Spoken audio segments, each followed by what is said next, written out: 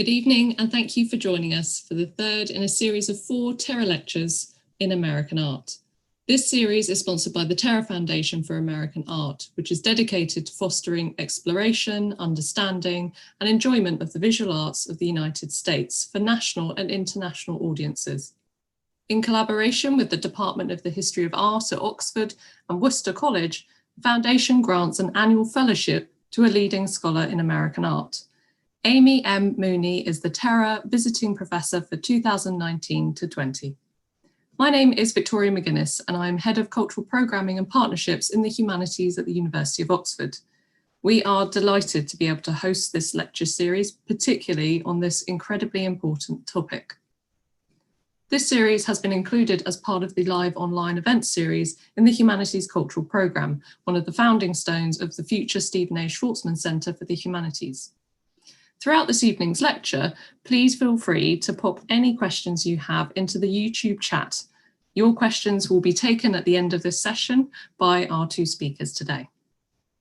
We are thrilled that this lecture will be introduced and chaired by Dr. Melanie Chambliss, Assistant Professor in the Humanities, History and Social Sciences Department at Columbia College, Chicago. Her in-progress manuscript, Saving the Race, Black Archives, Black Liberation and the Remaking of Modernity, explores the founding and impact of early 20th century Black archives. Melanie has a forthcoming essay in the edited collection, The Unfinished Book, about the early years of Moreland Foundation Library in Washington, D.C.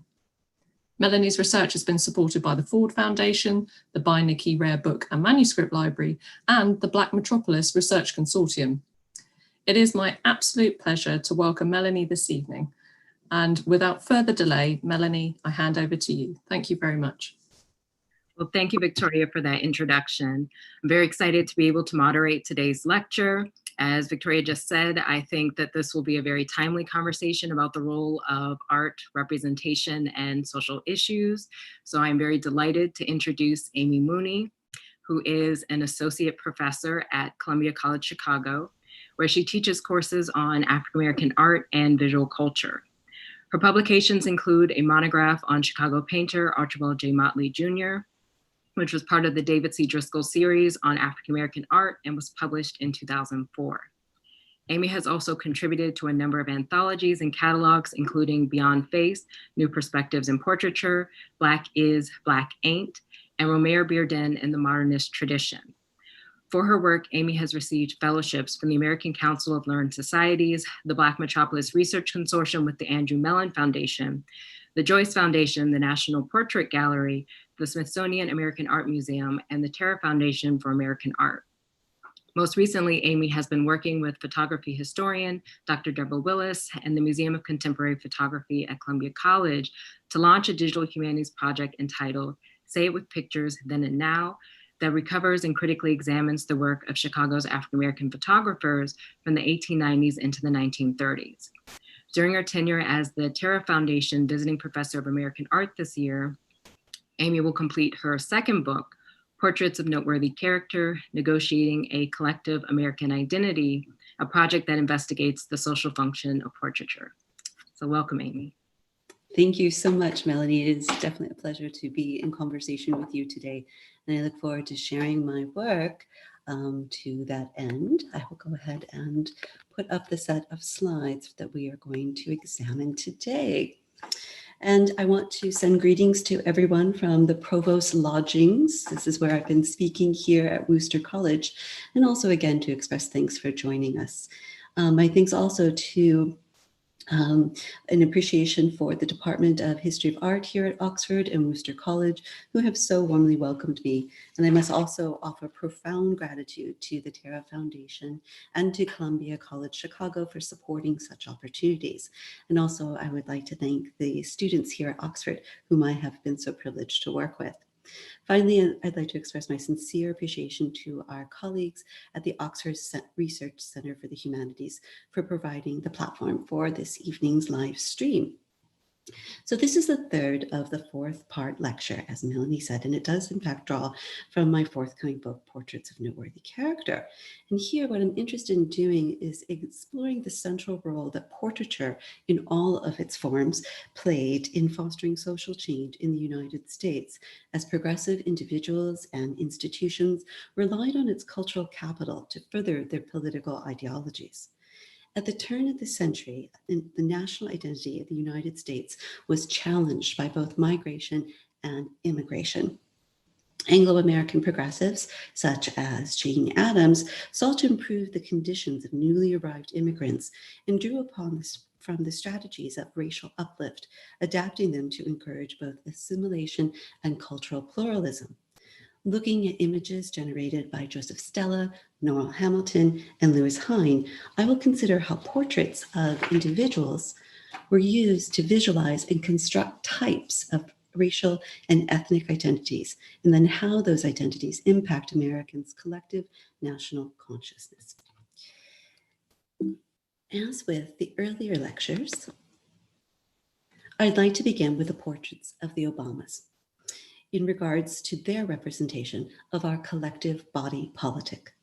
Collectivity is a central part of building and negotiating a national identity. It presumes shared values and purpose, as well as establishing symbols that communicate one's allegiance to said principles. In this way, these portraits serve as icons, representing all who identify as Americans, a visual translation of the United States motto, E pluribus unum, out of many, one. Up to this point, I've been considering portraits generated by African Americans for African Americans.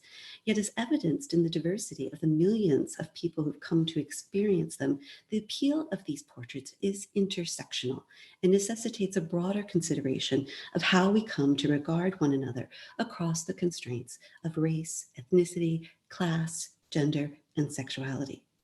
Many heralded the Obama presidency as socially progressive. From the passage of the Affordable Care Act to the Marriage Equality Act, there was a momentum toward legislation that ensured human rights despite differences in its citizenry. Some went even so far as to call this a post-racial era.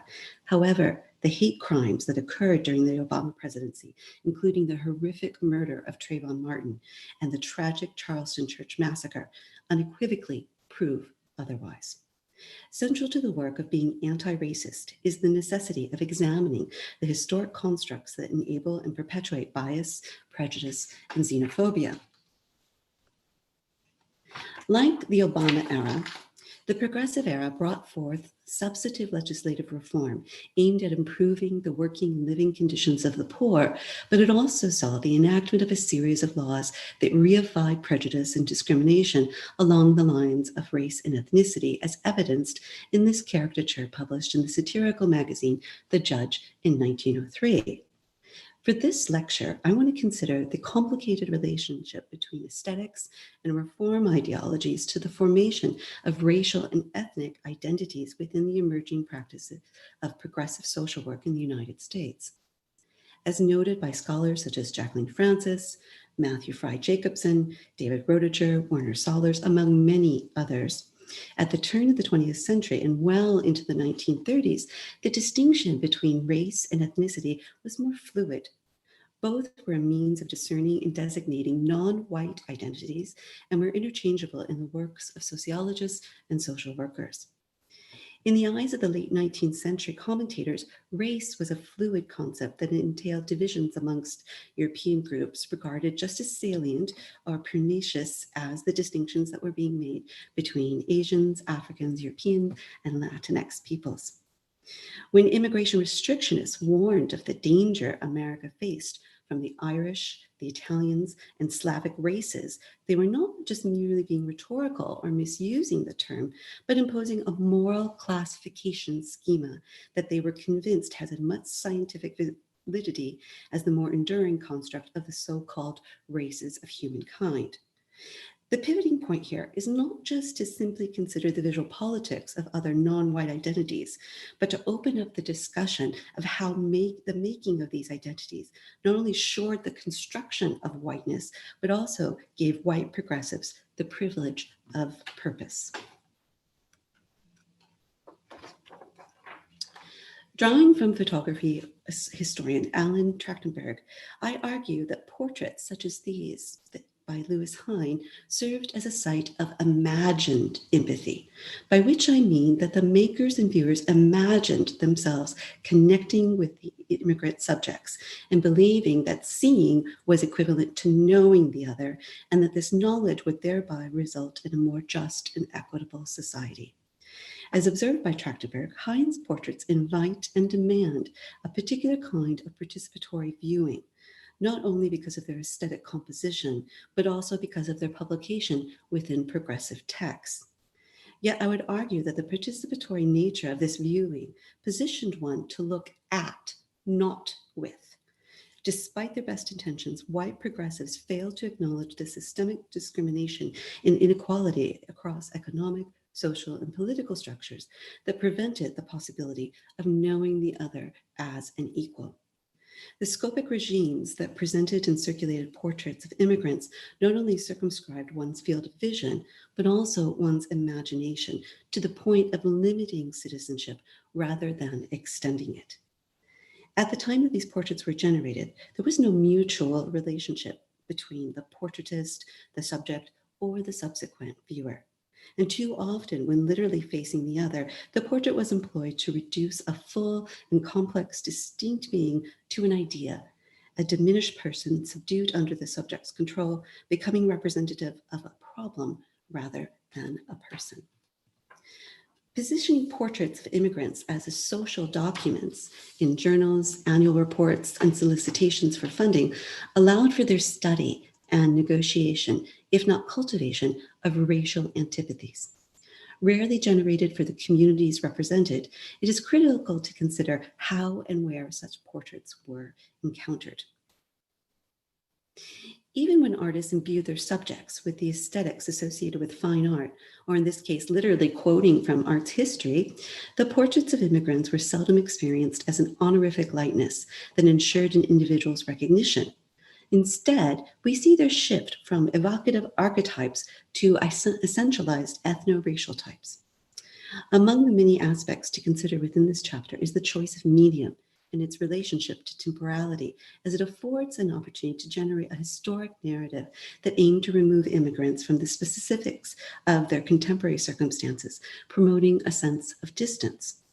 As I will argue, the portraits evidence an incongruous perspective that relies on aesthetics, nostalgia, and the politics of labor to generate a way of looking at immigrants that is contingent upon the codification of racial hierarchies. As representations of the exploited or dispossessed, portraits of immigrants allowed audiences to imagine their circumstances and connect with their own inner humanity and believe that they were advocating on the behalf of immigrants. Schooled in specific visual codes, white progressives believe that their own moral intelligence and that their values should be imparted to literally inform a more perfect union. Collectively, however, the portraits are part of a larger system of comparative taxonomies of difference that, as demonstrated by historian Ian Henley Lopez, reveal that, quote, race does not exist as defined entities, but only as amalgamations of people standing in complex relationships with other such groups, end quote. For white progressives, race proved to be relational and a shifting culturally defined category of difference that only manifests not only ideas, but in power over institutions and access to material resources. Through portraits of immigrants, they crafted visual evidence that justified the creation of spaces, programs, publications, and most importantly, their own sense of purpose. For immigrants entering the United States on the East Coast, Ellis Island served as an atelier for ethnographic portraiture. It is here within the processes of inspection and policing of entry that the reading of race is inextricably linked to citizenship. Cited as the best school for acquisition of knowledge of racial characteristics in physique, costume, and behavior, photographers and artists were assigned to generate portraits of Ellis Island immigrants for journals such as The Outlook, Everybody's Magazine, or Charities and Commons that sought to train readers on how to identify and associate the exterior signs of ethnicity with interior aspects of character in alignment with either their pro or anti-immigration ideologies. Commissioned by the Christian progressive journal, The Outlook, the artist Joseph Stella rendered character studies at Ellis Island for publication in a series called Americans in the Rough. As suggested by the editor, the title indicates an unfinished process, as if the subject's nationalization was unrealized and potentially may never be completed. Although the portraits constitute their own feature that stands alone, they are prefaced with an editorial by Lynn Abbott that left little ambiguity as to how he believed the portrait should be interpreted. Published in 1905, during a massive influx of immigrants from Southern and Eastern Europe, Abbott questioned their viability to become true citizens. According to Abbott, quote, "The nation is morally bound to see to it that only those aliens are admitted who are potential Americans, who are Americans in the rough," end quote. He proposes that the potential of an immigrant can be determined by examining their moral character. With this mandate, Stella's portrayals become a means by which viewers could, quote, "exercise their discrimination, learning to weed out the vicious and the degenerate," end quote. To that end, each portrait is labeled by the subject's ethnicity: Irish types, Italians, and Russian Jew, as well as indications that they were all drawn by life. The designation of the artist's process that Stella had first-hand observation of the subjects extends the artist's acuity to the viewer so that they too can look closely to determine if the subjects were what Abbott called, quote, "incurably aliens in temper," end quote. These portraits are of particular note because of the artistic language that Stella used to convey interior states of character for each. Claiming that, quote, "the eyes of the soul of the person should be seized at once," end quote, he relies on the subject's directed gaze to give insight to their morality. By regarding how the immigrants performed looking, as well as what they looked at, readers learned an evaluative method that allowed them to shift individuals into ethnic types. In the selection of his subjects, Stella stated that, quote, "his preference was going to curious types, revealing the unrestrained eloquence of their mask, the crude story of their lives," end quote. In the portrait, Irish Types, Stella rendered three figures looking in different directions. The matronly woman on the left gazes out through her spectacles with a slight smile on her face. She's rendered with graphite in a very light-handed manner to the effect that she has a sort of spectre-like presence, seemingly fading into the background, whereas the other two male figures have a heavier presence that pushes them toward the viewer. The man at the center is positioned so that he is partially obscured, and yet his profile is incisively detailed, from his wispy mustache to his raised eyebrow. The man on the right dominates the portrayal as Stella more fully rendered his presence, outlining his hat and suit and concentrated on carefully delineating his facial features. His hooded gaze does not meet the viewers as he's directed to the side. And there's something slightly incongruous about the group, as if we were to understand the artist's encounter of them in line at Ellis Island. And despite the artist's careful rendering, there's a sort of ambiguity about their presence that suggests that the Irish types may not be, in fact, capable of becoming fully fleshed Americans in the rough. In comparison to contemporary caricatures, the carefully rendered features of these individuals seem to counter the widely held racist stereotypes that positioned the Irish as ignorant, uncouth drunkards who, like African Americans at this time, were deemed inferior and unworthy of American citizenship, as implied in the Thomas Nast and J.C. Taylor illustrations for Harper's and Puck magazines.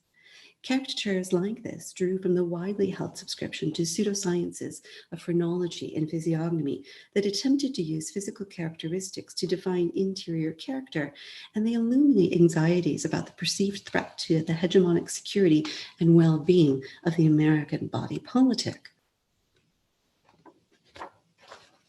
Though Stella does not evoke the simian-like features for his Irish types, his rendering of their features corresponds with those listed by contemporary anthropologists who characterize the Irish as having, quote, smaller, rather upturned noses, smaller eyes, and lower foreheads, end quote.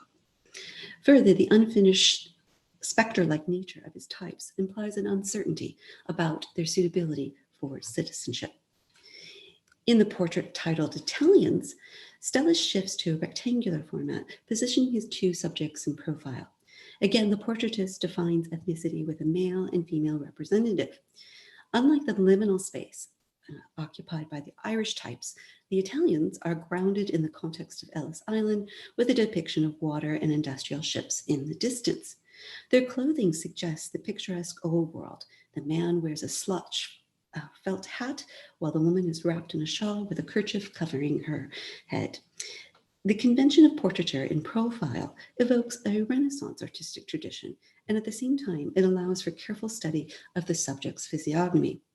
Placed in front of the man, the woman seems to overwhelm the composition, potentially suggesting a subversively dominant nature. The man behind her leans forward, keeping his gaze to himself, while the woman casts her eye over the shoulder to confront the viewer. Her singular eye projects skepsis, countering the expectation for immigrants' compliance as they endured the humiliating medical inspections that were required, especially for populations suspected of contagious diseases such as trachoma. On its own, the portrait does not seem to condemn, but to categorize, emphasizing the experience of being closely regarded. Yet, following the pseudo-anthropological physiognomic characterizations of Italian, Stella ascribes prominent noses, long skulls, dark eyes, and dark hairs to his figures, and shadows the man's face with the so-called swarthiness typically associated with this ethnic type. When combined with the edict to examine the immigrants in order to ascertain their, quote, fitness for membership in the American household, end quote, Stella's portrait suggests some ambivalence as to the Italians' admissibility to America. The last portrait in the series, titled A Russian Jew, is the darkest, both in medium and in mood. Using charcoal, the artist rendered the likeness of a bearded man at the center of the composition. Behind him, two other figures are visible, but to a lesser degree. Dressed in a dark, heavy overcoat, his expansive shoulders occupy the entire picture plane. An exterior light falls on the man's face, highlighting his forehead and nose, as well as the tips of his large ears. He does not make eye contact with the viewer. Rather, his eyes are downcast, as if he was introspectively engaged.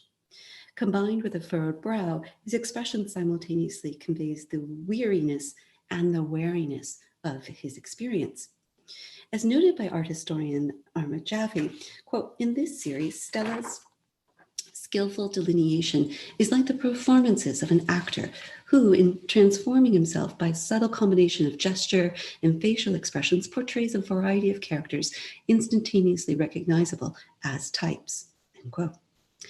Jaffe's suggestion of the performative nature of these portraits emphasizes viewers' negotiation and understanding these portraits as individuals versus their representation of ethno-racial constructs in the popular imagination, which is seen in this racist caricature by Frank Beard, associating the Russian Jew type with poverty, disease, and anarchy. The same large ears, convex navel bridge, and beard may be referenced as part of this type's racial taxonomy, but Stella refrains from this caricature. Without the directive of title or editorial, Stella's types occupy a liminal space, precariously like the status of immigrants, their futures not entirely self-determined, rather they're subject to the judgment of others. Although some scholars read these works as empathetic, perhaps informed by Stella's own experience as a recent immigrant, the imposition of the racialized captions and directive to determine whether or not these types are, quote, a menace to the maintenance of the American idea, end quote, prevents such an interpretation. I'd also like to contend that Stella's emphasis on the immigrants' vulnerability and apprehension as expressed through their eyes allowed progressive white viewers to learn the power of their own discerning gaze. In their illustrative role, subject to a xenophobic text, the portraits contextualize the subsequent passage of anti-immigrant legislation. And as reminded by Edward Said, the psychology and politics behind the Western gaze, even in its most benevolent of manifestations, tends to be self-serving and tends to constrain the portrait of racial otherness to that of a mere image of the Western self. Within this framework, Stella's portraits reflect the fear and anxiety and suspicion of white viewers back to themselves. Stella's portraits of immigrants were also employed in support of assimilation of immigrants and can be evidenced in their illustrative role for Ernest Poole's influential article, A Mixing Bowl for the Nations. Published in 1910, the author directed readers to compare types, discern differences, and how to recognize, quote, within the tremendous drama of mixing of nations, which of the races will be the most successful, end quote. The article details the author's tour of ethnic neighborhood restaurants and gathering places in Chicago, where he observes and interacts with the patrons. Poole vividly describes his experiences of eating, drinking, conversing, and watching immigrants, seeking to authentically experience the other at what he calls real Guinea hangouts and bohemian cafes, end quote. With the exception of the title page, the article is illustrated with portraits of Italian and Slavic men rendered in charcoal and graphite in the style of old master drawings. Heralded by the author as, quote, the pictorial recorder of this new America, end quote, Stella's portraiture emphasizes the individuality of his sitters with a sharp realism characteristic of artists of the 15th century Germany and Flanders. Art historian Barbara Haskell has written that Stella's, quote, minute recording of every facial detail and texture is technically breathtaking, while also evoking a psychological empathy and respect for the sitter, end quote. Perhaps if these portraits were seen on a gallery wall or illustrated in an art journal, this would be the case. But within the pages of Everybody's magazine, the incongruous captions and narrative prevent full consideration of the subject's humanity. Instead, the viewer is presented with elderly, seemingly exhausted male laborers who both emerge from and recede into a liminal space. Each is identified by ethnicity along with a justification of their worth to America. A portrait of an Italian for Rome depicts an elderly man bald with a full beard with deeply wrinkled closed eyes. As in most of Stella's portraits, the figure emerges from an atmospheric background with no anchoring details, generating a sense of timelessness that was a central component of old master drawings.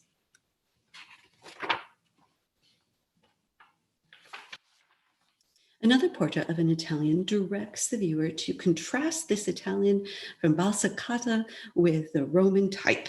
And in this likeness, the sitter looks out, directly engaging the viewer. He wears a hat and an open neck shirt and holds a pipe in his mouth. As in the previous portrait of a Roman, Stella carefully renders his facial features, recording every wrinkle and hollow of his countenance. The commanded comparison reflects the author's distinctions made between Northern and Southern Italians that position Northerners as superior and more desirable contributors to American society. Yet in each portrait, Stella's emphasis on individuality resists such a centralization.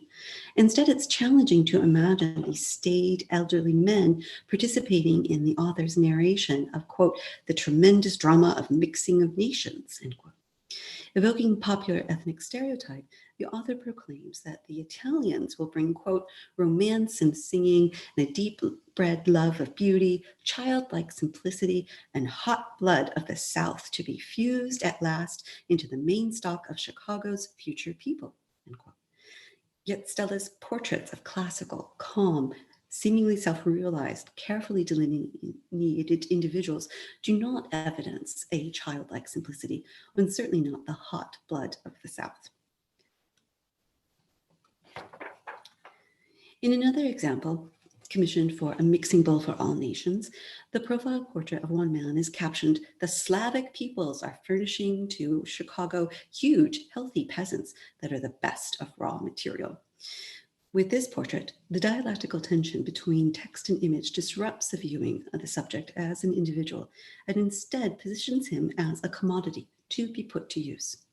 Set within an oval frame and positioned against a plain background with no surroundings, the subject is depicted in profile from the chest up with little detail focused on his clothing. Rather, the artist concentrated on rendering the man's wrinkled face, sunken cheeks, and closely shorn hair. The physical designations of huge and healthy are at odds with the sitter's aged features. Instead, these verbal characterizations were more in keeping with the stereotypical portrayal of people of Slavic descent via the derogatory epithet of hunky, denoting their role as unskilled laborers, especially employed in steel industries. This trope characterized the Slavic as, quote, illiterate and ignorant with proclivities toward excessive alcoholism and brutality and reckless fecundity, end quote. In contrast, the author asserts that these immigrants, quote, get ahead faster than the more recent races because they are raw material imbued with the capacity of change and the willingness to work hard. Thus, they are going to be our kindred, are becoming Americans, end quote. Stella's classical rendering does not seem to support the potential that the author sees, and instead, the solidity of figure suggests stasis rather than change, a fixed and timeless presence rather than a raw and malleable material. Despite contradictions between the text and image, they do work together in an attempt to assuage the reader's anti-immigrant anxieties, encouraging the imagining of immigrants as kindred, as well as what they themselves might gain from mixing. Poole described it as, quote, an irresistible process by which all shall be fused as a new race of men upon earth, end quote. Not only does the author assert that immigrants want this, he also portends a future in which nativist American readers will also participate in this amalgamation. The fear of miscegenation and whether immigrants were willing or capable of assimilation formed the crux of anti-immigration policy and debate. By using staid classical technique in visualizing those who were different, Stella's portraits distance the viewer, casting the immigrant into the past that will fade away in contrast to the contemporary threat posed by Poole's mixing for all nations.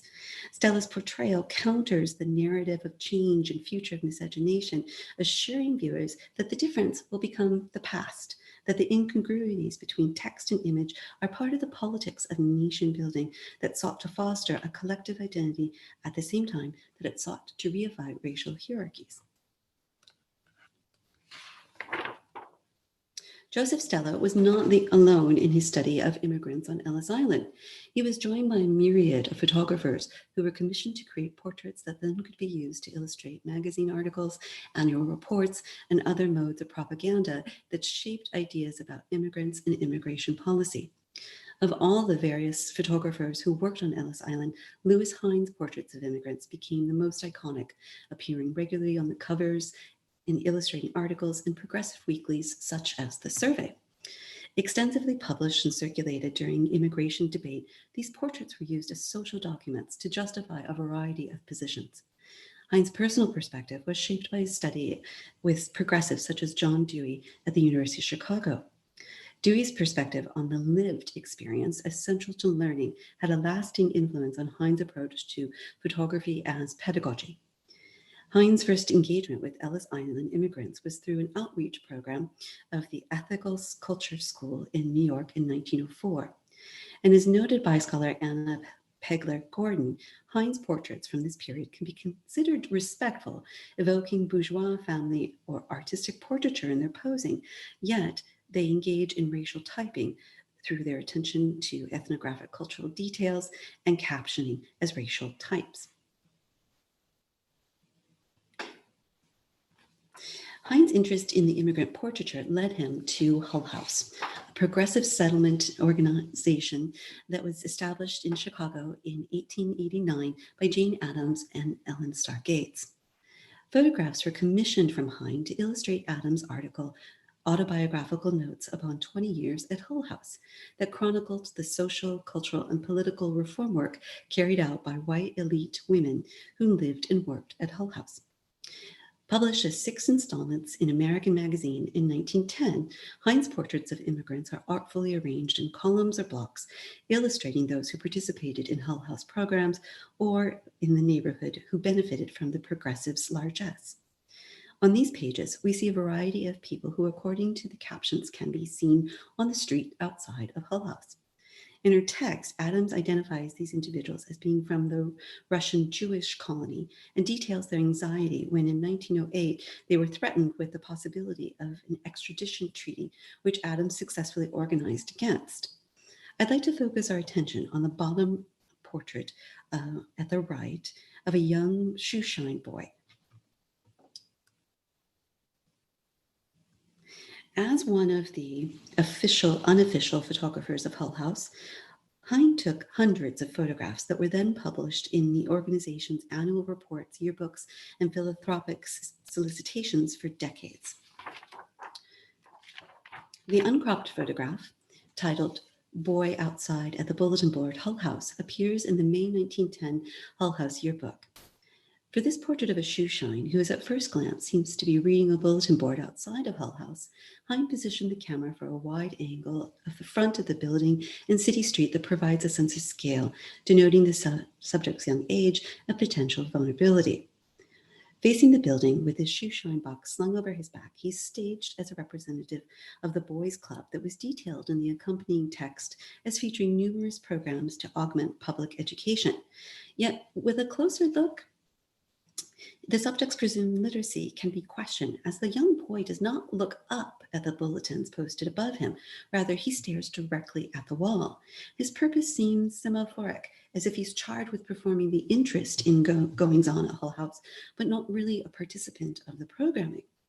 In their study of child labor practices in Chicago, Hull House residents reported that, quote, there is no body of self-supporting children more in need of effective care than these newsboys and bootblacks.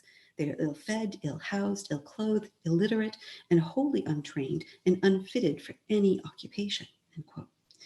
Given the arduous work of the hours of the shiners who also served as newsies, rising before dawn to sell and distribute newspapers, it's unlikely that he could have attended any of the Hull House programs or clubs.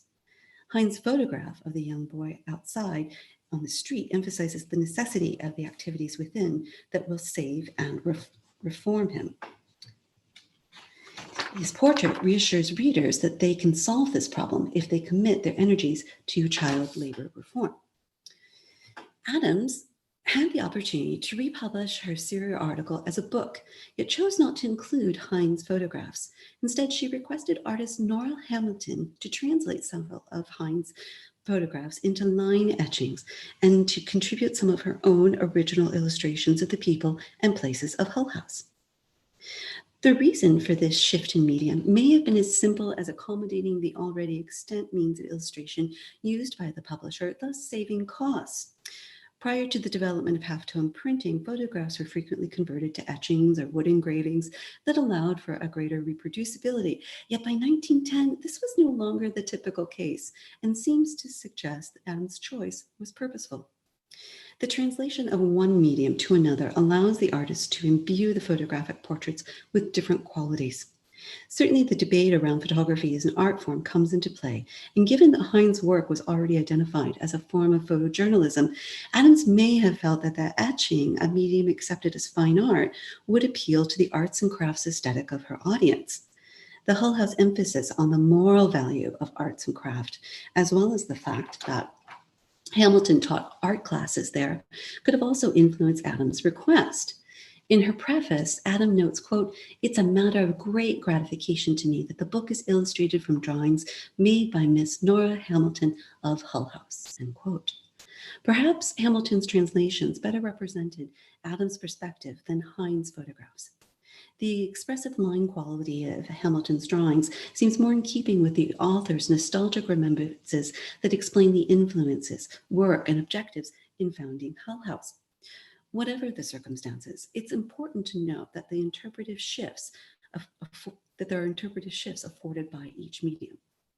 In the illustration index, Hine is credited as the source of 4 of Hamilton's drawings, although it's clear that throughout the text she refers to many more of Hine's photographic portraits.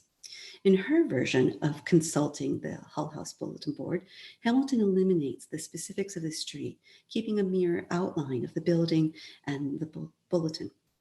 Within the layout of the page of 20 years, the effect is such that the young boy loses the independence of his stance and purpose, unmoored from his environment.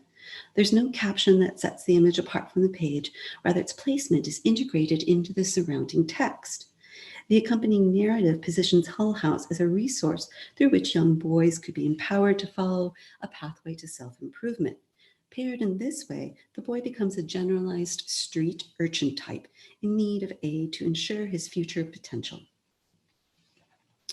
This reading is supported on the following page, where Hamilton's portrait of the face of the presumably same boy, also drawn from a Hine photograph, illustrates the possibility of the immigrant gamin shifting to future citizen, as was inspired by Adams' description of the Hull House activities that were devoted to, quote, arousing a higher imagination, end quote. You will have to forgive me for the blurriness of these images. I had intended to get higher resolution, unfortunately was limited in my ability to travel back to the US, but they do serve a purpose here. In this close-up, the young man looks directly out at the viewer, smiling as if Adams' charge had imminent impact. Hamilton's dense cross-hatchings in the eyes and facial features contrast with her minimal outline of the boy's cap in the surrounding white space. She does not attempt to translate the stares that can be seen in the background of Hine's photograph. And overall, the effect is a generalizing timelessness. He becomes picturesquely evocative, a Dickensian-like character, addressing the universal need to follow Adams' prescriptions to eradicate child labor. Notably, neither the photographer nor the illustrator titled their images by subjects' names. Rather, they both employ generic descriptors or ethnic designations that impose a typology upon their subjects. Yet Hine's photographs bear the index of a particular time, place, and interaction with the subject. In contrast, Hamilton's translations of his photographs remove the interaction from its specificity and allow it to represent a more general interpretation of character and appearance, shifting its temporal registration into that of the past. Hamilton also translated Hine's photographs of the women who worked at the Labor Museum as spinners and allows us to consider Adams' strategic employment of nostalgia as a means of fostering assimilation. Additionally, the shift in ethnic identities, moving, as you can see in the captions, from Italian to Scandinavian, from one source to the other, signals and reveals the performative nature of ethnicity at the Hull House. But first, some context is necessary. In 1907, the U.S. Immigration Commission reported changes that raised concerns regarding the future of the United States. According to the report, unlike earlier immigrants who, quote, pushed westward expansion through their agrarian labor and who assimilated so quickly that the racial identity of their children was almost entirely lost and forgotten, new immigrants retained their cultural traditions, different languages, and settled in the urban ghettos, thus increasing poverty in the United States, end quote. Further, the report concluded that, quote, the old immigration came to be a part of the country, whereas the new comes with the intention of profiting in a pecuniary way, then returning to the old country, end quote. And thus reflecting the anxiety not only about immigrants' place in the United States, but also about the United States itself.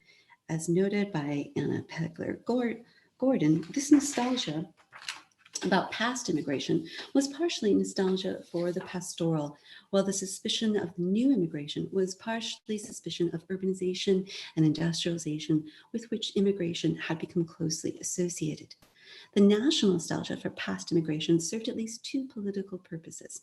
Restrictionists argued that new immigrants would never fully assimilate and therefore should be excluded, while many progressives maintained that assimilation was difficult but required an aggressive program of Americanization. According to the founding objectives of Hull House, a national collective identity had to be just that, collected and shared amongst its ever-shifting constituents. Adams and her co-workers struggled to develop strategies that simultaneously embrace the past with the present, supporting the sharing of different traditions, yet working toward assimilation.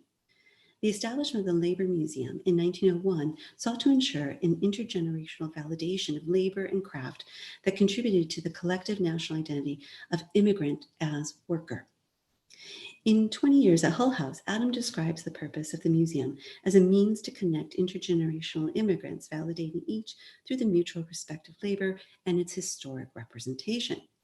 She specifically speaks to the difficulty of establishing genuine relations with the Italian women whom she reads as homesick and experiencing alienation with their assimilating children.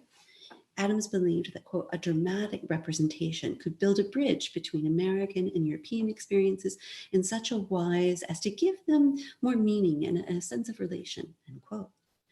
Conceiving a historic sequence, Adams selected participants from Syria, Greece, Italy, Russian, and Irish cultures whose efforts, quote, enabled even the most casual observer to see that there was no break in orderly evolution, that industry developed similarly and peacefully, heedless of differences in language, religion, and political experiences, end quote.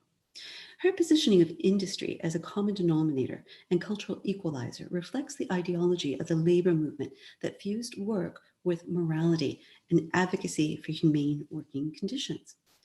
Adams imagined that understanding that industry emerged from these ancient crafts of spinning and weaving would validate the contemporary experience of sweatshop workers. And by informing the mind of the finished product and its history, Adams imagined that the worker's, quote, daily life is lifted from drudgery to one of self-conscious activity, and her pleasure and the intelligence is registered in her product, end quote. Yet the voice and experience of those who taught, demonstrated, and represented these crafts was not incorporated into the contemporary discourse about the museum. Instead, the privileged social workers of Hull House, quote, often spoke about and for and of their immigrant neighbors, and in doing so, flattened the specificity of their neighbors' national identity in favor of emphasizing diversity, end quote. The Labor Museum served as pedagogy, not only teaching generational relations, but also artisan skills that were rendered obsolete by the industrial economy in Chicago. In her study of the gendered and racialized rhetoric of the Labor Museum, scholar Leanne Malinowski observes that, quote, at the same time the museum performed this teaching function, it also objectified immigrant artisans and their cultural artifacts by reascribing older neighborhood artisans as outside the contemporary moment, by placing them and their labor prior to the present industrial conditions. Neighborhood women were figured as objects of display through photographs, captioned to suggest that they are representations of different kinds of foreign womanhood. The situating of where and how these portraits were experienced further reveals Adams' intentions for this endeavor.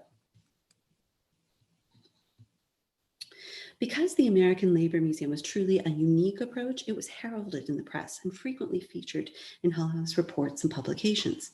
In American Magazine, Hine's photographs accompanied the third installment of Adams' autobiographical notes that focused on the Labor Museum as one of the resources of the immigrant. Unlike other issues, the decorative impositions frame his photographs, emphasizing their artfulness. The article includes 5 portraits of women from the Labor Museum, each modeling a different method of spinning and weaving. And each photograph has the marquee of the Labor Museum at the top, and at the bottom is titled by the subject's ethnicity. In 2 of the photographs, Russian woman spinning and Syrian woman spinning depict young women informally attired in their ethnic costume. Neither look toward the camera, and both seem fully absorbed by their respective tasks. The Russian woman is photographed from the side as she sits in a chair working on an upright spinning frame called a prialka, made in the Volga region. Intensely laborious and a skill passed down from mother to daughter, the traditional spinners transformed raw, unbleached flax into thread that would then be woven into linen fabric similar to those that she models. Her clothing consisted of a poneva, a skirt paired with a gathered on the string shirt with embroidered sleeves, and an apron heavily decorated with lace, and also the plaktov, the headscarf, was mandatory for married women. Her dress is more appropriate for a celebration than a daily domestic task and connotes her participation in the creation of the archetype of a Russian past. Seeking elements of authenticity, Jane Addams requested that, quote, the living workers in the museum dressed in their national and historic costume, end quote. And the formality of her costume also follows the correct prescriptive behavior for getting one's photograph taken. And the occasion of portraiture necessitated the wearing of one's best and most proper clothing and was among the means of fashioning the persona. The staging of a theatrical space that transforms the viewer into a different time and place were also in keeping with the expected role of photography. And when combined, these elements created a liminal image, one that was fictive yet real, one that relied on the specificity of an individual to represent a collective racial identity.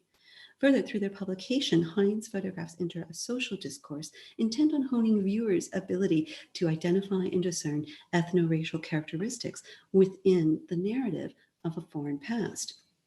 The Hine portrait titled Syrian Woman Spinning seems especially oriented to the exotic and picturesque. In the photograph, the spinner sits on a rug on the floor against a densely patterned woven textile. In one hand, she pulls thread from the spinning wheel, and in the other, she cranks the spindle. As in the portrait of a Russian woman, she's elaborately costumed in a manner more befitting for a wedding than a task at hand.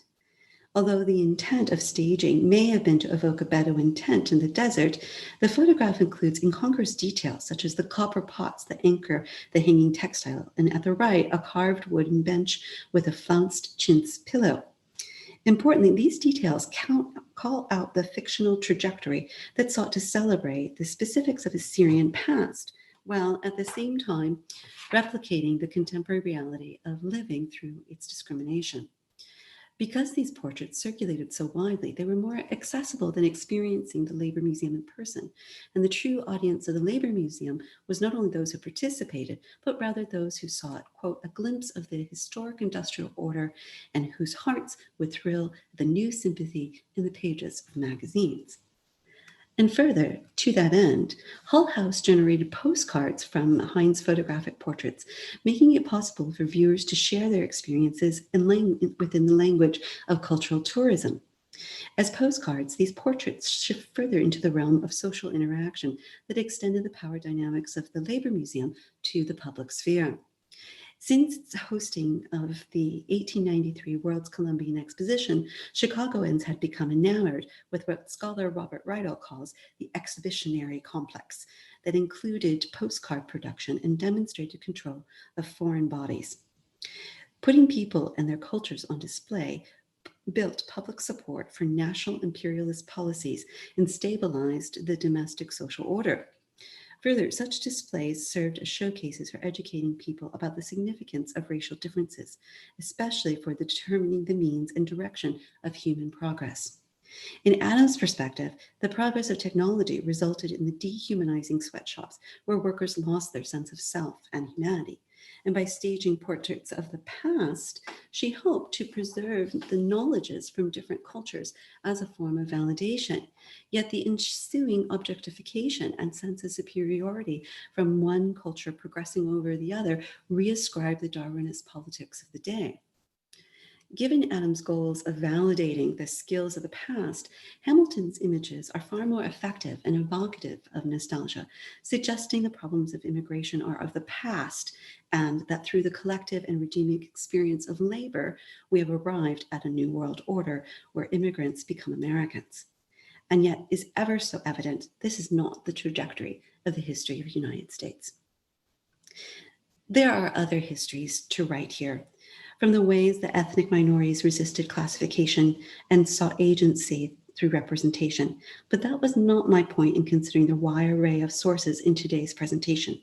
I wanted to call out the incongruities of evaluative looking that was employed to construct whiteness in order to wrench the viewer out of customary habits of perception, to witness the dialectical between the verbal and the visual, the intent and the perception, and to come into consciousness of how our own negotiations of the body politic, especially through the constructs of race and ethnicity. When we look to the ways that the Obamas lent their individual likenesses in service to the collective body politic, we must be mindful of the conflicts and contradictions that are inherent within the histories through which we experience representation. In fact, the experience of the portrait and its history, again, will become the themes explored in next week's final lecture.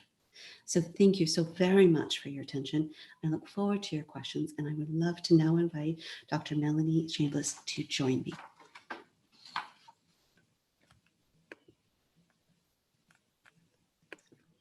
Well, thank you for your incredible talk, Amy. When I think about how tricky the label of either progressive or liberal can be, I really appreciate it.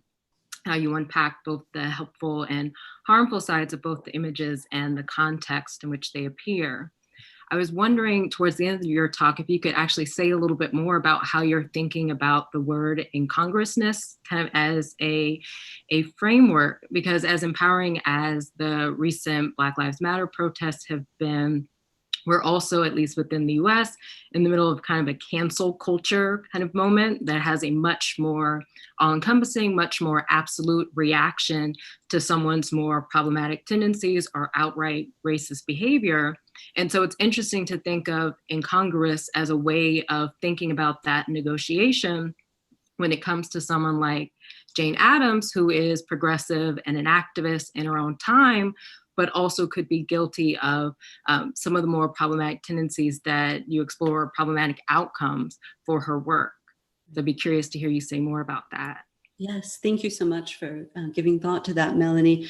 And I absolutely am wanting to be attentive to incongruity as a way of thinking about generating a rhetorical consciousness when viewers react to these portraits and how they use them to support social agendas. It's amazing to me that one artist's work can be used to go pro and against, and then somewhere kind of in that in-between space. And I'm really curious to give further thought as to, well, what happens when we have these contradictions within ourselves? Can we denaturalize some of these stereotypical ways of looking and become conscious that we are in fact very much impacted by them, that we've come to accept them and kind of see them as a status quo? So I'm thinking about these incongruities as a disruptive kind of gesture, and to kind of call them up so that eventually we do kind of get to that kind of level of thoughtfulness.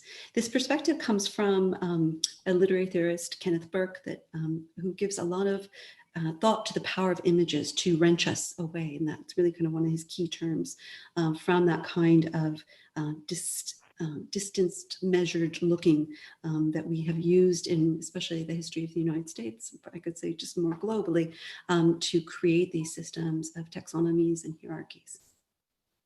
I wonder if in your own practice, Melanie, you have experienced this kind of idea of using a text in an incongruous way to likewise tease out some of these intentions. And I'm thinking about maybe some of your work that you've done on Vivian Harsh, who, like Jane Addams, is this massive figure, accomplishes so much during her lifetime, establishes libraries and the like. And I'm wondering, likewise, how do you negotiate someone that we want to appreciate, but also have to be really mindful of their actions impacting others? Well, that definitely reminds me of actually one of the questions that we'll pivot to, but it's about the importance of background as we're navigating some of the choices that individuals made. Like Vivian Harsh is someone who absolutely puts her career forward, who puts her activism forward, but tended to be a very private person that then contributed to some of her erasure. So one of the things that I was trying to negotiate in thinking about the incongruous aspects of her work, of who she was as an individual, were the people who were influencing her. And so for her, she was someone who was coming from an environment where there were many Black club women who, as you had described, I think in your first lecture, the culture of dissemblance was one of the ways in which they navigated the possible threats or the possible attacks on their character, that they relied on kind of keeping their personal lives somewhat private, and so that seemed to be a very different thing than what Harsh was doing, of putting her activism in the building of collections, of making sure that there are the records and the details that can go to support the changing of ideas, the changing of stereotypes, but it doesn't necessarily align with her own personal practice. So I think that kind of incongruity is similar between Harsh, but also the other librarians of their generation, where they really believed that the records were what mattered and not necessarily their own personal stories. And so that's kind of interesting when thinking about the role of representation. Mm-hmm. It's really interesting to me to think about the idea that there should be records, but they should not be inclusive of one's own self. Yeah, it feels like, on the one hand, when you were talking about the way in which morality enters into these conversations, like the expectation of shifting the focus away from oneself, but there's a certain point in which you do have to turn it towards you, which is what this conversation about representation ultimately is about that you have to take control of your own image at a certain point. And so the idea was, if we can do it through records, if we can do it through print culture, then that was particularly important around that time period. Yeah. In my larger project, I compare some of these portraits of immigrants that were generated through Hull House with actual portraits of Jane Addams. And it's a really striking difference in terms of her self-representation, her narration of her autobiography, her conception of Hull House versus how she sees others. So there's the incongruities become even more profound. I imagine she focuses a little bit more on viewing or having people view her individuality, which isn't necessarily, it sounds like, the same opportunity that she gave others in representing their types. Yeah. So one of the questions that was sent, and just as a reminder, the Torch team has been sending me questions behind the scenes. So don't forget, you can plug your questions into the YouTube chat box, and the earlier that you can do it, the more likely we'll be able to answer them. But one of the earlier questions was about Joseph Stella's own background and how that impacted his characterization of immigrants in the United States. And I suppose that could also be extended to Lewis Hine and the last name Hamilton. But yeah. Nora Hamilton. So we know that Joseph Stella comes to the United States for the first time in 1896. And he is sponsored by his brother, who is a physician. He comes here not really quite sure what he's going to wind up doing, but he finds himself really drawn to art, and he winds up taking some classes in New York City and really refines his skills. He actually will at some point, I'm forgetting the date, but he goes back to Italy and then back and forth. So he's got definitely this kind of transatlantic consciousness of what it's like to travel, but he's not traveling in the abject poverty that we see depicted in some of his work. He is interested in what he referred to as types, again, thinking about walking the city streets of New York and experiencing, the different kinds of cultures that were mixing and merging at the time, hearing the different languages. And I think that, as we can see in his images, he's really drawn to the kind of classical old masters style. Now, if we look at his larger trajectories of career, he becomes this phenomenal modernist, bringing in the language of abstraction and futurism in his later work. But there is, at this point in his approach and subject, this really kind of interest in something, I think, that was of the past. And I think that really started to speak to me as I was thinking about all of these discourses around modernity, right? And urbanization, and everything's shifting and changing. Why is it that he chooses this aesthetic to render these specific people in? And so that's kind of, I think, the very beginning part where I started to think about this concept of nostalgia and trying to look at people in that lens. And in that way, it creates a sense of distance, and you don't have to feel quite so anxious about it. You can kind of think, oh, that's not really part of, or that's over. We're now, a mixing bowl of nations. And it becomes kind of celebratory in that way. For the other artists, Lewis Hine's born in the United States, as was Nora Hamilton. So I don't think that they negotiated in that same way, but they all had interactions around Hull House, which again, was this phenomenal center of possibilities for so many people, both in terms of art and classes and language classes, American citizenship, but also, honestly, things like healthcare and kindergarten. It really supported a lot of their neighbors, and we should obviously appreciate and recognize that. So one of the other questions from one of the viewers was about your description of Hamilton's translation of Lewis Hine's images from one medium into another. They found it very fascinating.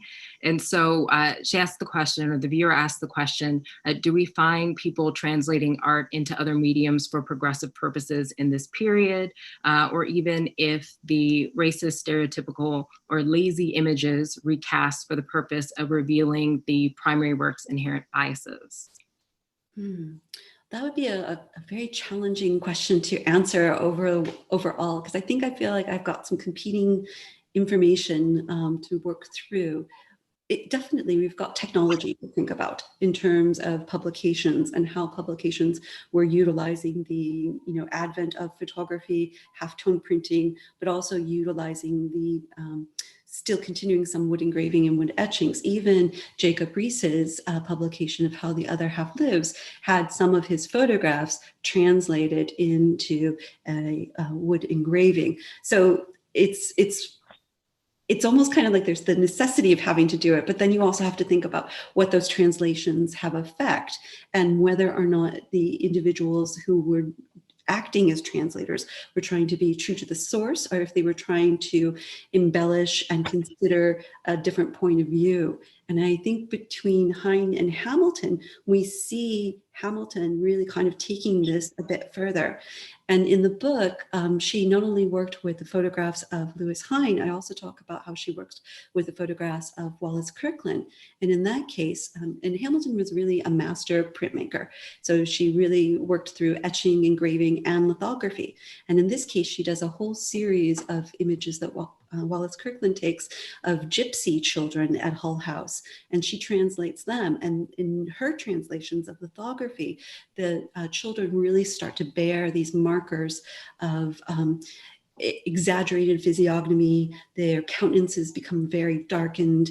They emerge from the dark. They're kind of surrounded by swirling dark lines. They're really quite vivid. So in this case, you really get a sense that she kind of vilifies these children and further embellishes on the tropes around Roma culture. So out of curiosity, I was wondering, as you were describing, one of the things that you had separated about this lecture as being different from the others is that one was a focus on the African community creating images for and by themselves or of themselves. Mm-hmm. But for this one, it was really a focus of how other people saw immigrant groups. So is there a way you could say a little bit more about what might have been some of the efforts at self-representation within these immigrant groups, or right. Well, for sure, that is absolutely what is happening here. And there's such a wide array of scholars who have addressed this. I'm thinking again, as I cited, Anna Pelger-Gordon's work, Jennifer Giuliano, our colleague Dominic Pisiga. There's also a really exciting new work by Shipu Wang, researching the photographer Frank Matsuura. There's lots of room to expand here. But for this project, I wanted to pivot here because I wanted to think about how the white gaze was building itself in opposition to the development of Black subjectivity through the discourse of othering, using differences in ethnicity to buffer and to reascribe their own position of superiority. And it's not just enough to say that there's a counter, but rather in order to dismantle, I think that we have to consider the disjunctures and contradictions that have informed our way of looking and thinking. And what I'm hoping that this does within the book itself is that it sets up then for us to think about experiencing the portraiture in an interracial way. And we're going to be looking at next week a series of painted portraits that were honorific, that toured the United States for more than 10 years, and that were intended to be seen by everybody together. And we'll see images of people looking together, posing for photographs, showing themselves to be interracial and progressive. There will be some critique of that too, don't worry. So one of the questions from the audience was about the conflation of race and ethnicity playing out in politics in this period. And so it's interesting to hear you think about the creation of that merged collective national identity at a moment when you see that tension or that hierarchy like really coming into play in this moment. So the question is, how might you describe a little bit more, or that might be the topic of the next lecture, what that conflation is doing of race and ethnicity when it comes to shaping the politics, or to what extent at the beginning you were talking about immigration history as being part of that. Right, well, for sure. So during this time period, we see quite a shift in immigration legislation from, again, initial bans to moving toward absolute quotas. And we also see the kind of militarization of Ellis Island, both in terms of deportation and policing of immigrant bodies there. So I think that that's one of the things that certainly comes to mind in terms of an ethnic racial experience. And then imagine again, kind of coming into the country and trying to make one's own without necessarily having support systems and accessibility. I think that those are some of the elements that we can see both in terms of United States history and in terms of personal experiences, diaries and the like, and letters home chronicling, what were those personal narratives experienced. And then again, to think about those experiences happening and overlaying African Americans. I think especially about that horrific racist cartoon that Thomas Nast did, where you see again both African Americans and Irish Americans being denied the right to vote, that they are not fit to be citizens. And I think that this then just reflects a lot of the very early Republican, and I don't mean party, I mean the idea of the Republic, values. When we have a Naturalization Act passed in 1790 that says, the only people who are fit to be US citizens have to be, free white people. So just the fact that that's named and the very beginning, it never shifts really, and then again, the question is, how did you become free? Who is the person who freed you? And likewise, what is their racial designation? It's so embedded in how our country has been formed and how we think of ourselves. And even the tactics and the ways in which people are fighting similar battles in this sense, like going back to the earlier question about how different stereotypes or how different images have been recast, like you absolutely say the same thing within African-American history, where there's an awareness that people are taking on certain stereotypes.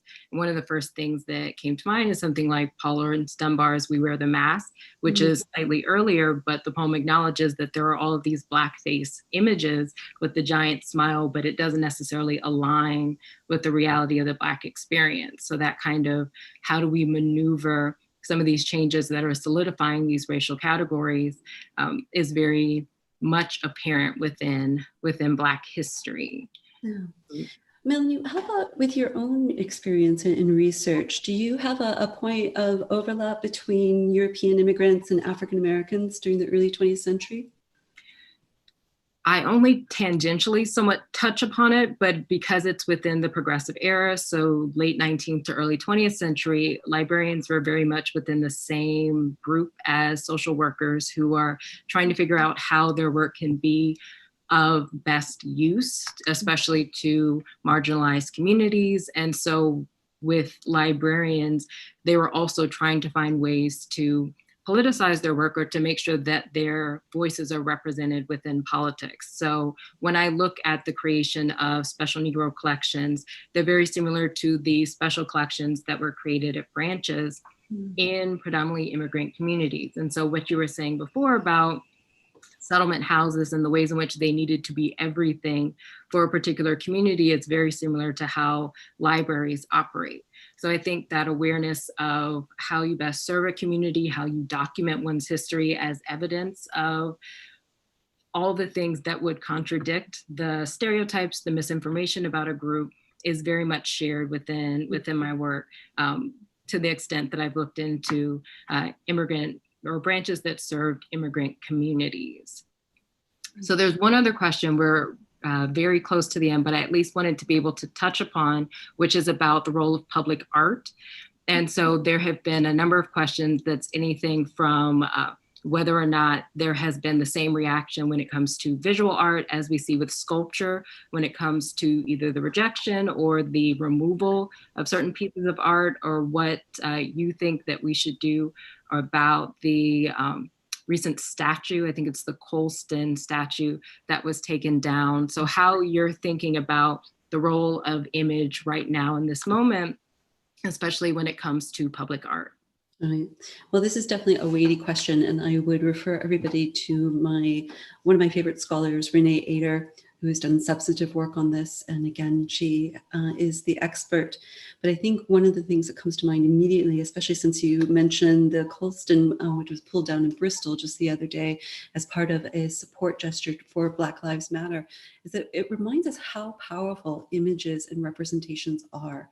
And that when we have these bodies represented in our public sphere that are not representative of our values, of our character, of how we want to see ourselves, then they need to be removed or they need to be replaced and they need to have an evolving possibility. One of the things I know in Chicago, where we both share, is the question of representation of Ida B. Wells. You know, where is the honorific sculpture, you know, where we give tribute to her? Now we do have a monument to Gwendolyn Brooks. Excellent. Let's keep going. You know, I mean, there are so many people that we should honor and recognize within our civic spaces that unfortunately have not been memorialized. And it goes, again, kind of back to your work of what's in the archive and what's not. You know, where do we see it? Where do we don't? I think the removal of statues here in Oxford also has a very significant history in the activist student movement, Rhodes Must Fall. In fact, actually tomorrow there will be a protest in front of the Rhodes Scholar sculpture that sits atop one of the buildings here named in his honor. You know, and as you know that he supported apartheid and imperialism, those are values that, you know, students at the university do not want to be associated with anymore. And so you can understand that with good cause. So it seems like an ongoing conversation that will hopefully have some very productive outcomes to it. Mm-hmm. So it looks like we are just about out of time. So thank you so much for sending in your wonderful questions for Amy. We're sorry that we were unable to answer them all. I would also like to take this opportunity to thank Amy for her very engaging and thought-provoking lecture this evening, and to the Torch team for hosting tonight and making this series possible. Thank you also to all the viewers at home for watching as well. Please join us for next week's event, the fourth and final installment of the Terra Lecture Series with Amy Mooney on Monday, June 15th at 5 p.m. UK time. Next time, Amy will be joined by Jeffrey Batchen, who holds the Professorship of the History of Art and the Department of History of Art in the Faculty of History at Oxford University. We hope you'll be able to join us again at that time. Thank you again for watching.